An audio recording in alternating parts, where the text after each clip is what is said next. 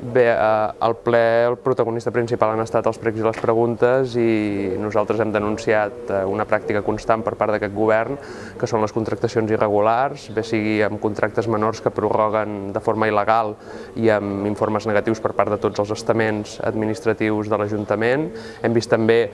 com no ens responen denúncies fonamentades de factures que són pagades sense que hi hagi proves concloents de que s'ha prestat el servei, i també hem vist com algunes associacions del municipi